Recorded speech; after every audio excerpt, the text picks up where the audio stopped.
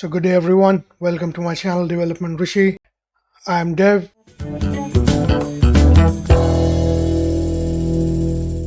So today we are going to start a new course. We are going to learn how the Linux terminal works.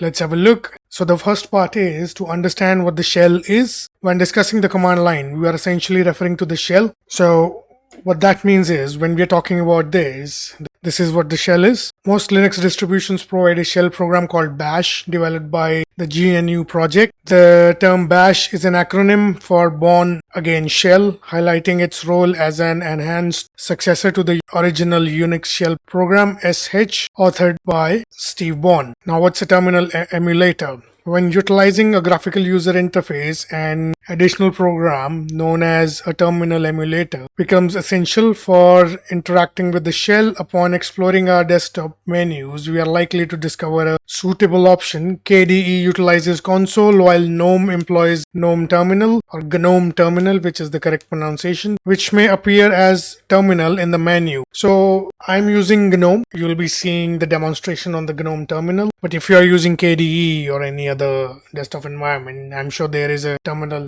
within your environment. Okay. Although several other terminal emulators exist for Linux, their core functionality remains consistent, providing us with access to the shell. Over time, you may develop a personal preference for particular emulators based on the additional features and customization it offers. So let's have a look. Now let's commence our journey by initiating the terminal emulator. Once it opens, we will be greeted with a display resembling the following. So when you open your terminal, you will see something like this, me at Linux machine. Basically this me is your username and Linux machine is the name of your computer. So I'll show you what mine looks like. So it is Dev Rishi at Pop OS. This signifies the presence of a shell prompt which materializes whenever the shell is prepared to receive input. Although its appearance might exhibit slight variation depending on the distribution, it typically consists of your username and computer name, as I said, succeeded by the present working directory. We'll delve into this shortly, and concludes with a $sign. When the prompt's concluding character is a $sign, that is a hash symbol, instead of a $sign, it indicates that the terminal session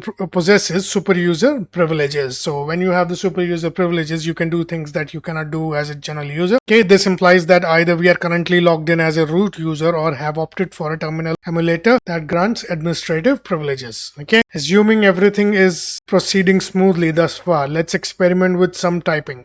Enter some gibberish at the prompt as follows. Okay, so this is our console. Let's enter anything. So this is what you get. It says the text that we have entered here is not a command and it cannot be found. So it says command not found. Okay, as you can see here, as the given command lacks coherence, the shell will promptly notify us of its nonsensical nature and provide an opportunity to try again. So as you can see here, command not found, then it gives you another chance to enter another command as over here. Right, so you enter another command history. By pressing the up arrow key, we will observe the reappearance of the previous command right after the prompt. This convenient feature is known as command history, where most Linux distributions retain the memory of at least last 500 commands by default. Conversely, pressing the down key will cause the previous command to vanish from the view. So if I press the up arrow key, the previous command comes back, and if I press the bottom arrow key, it disappears. Okay, so once more, retrieve the previous command using the up arrow key. Now experiment with the left and right arrow key. Observe that the cursor can be placed anywhere along the command line, enabling effortless command editing. This flexibility greatly simplifies the process of modifying commands as needed. Okay, so once we have the previous command, you can use the right and left arrow key to get to wherever you want within the command that you entered.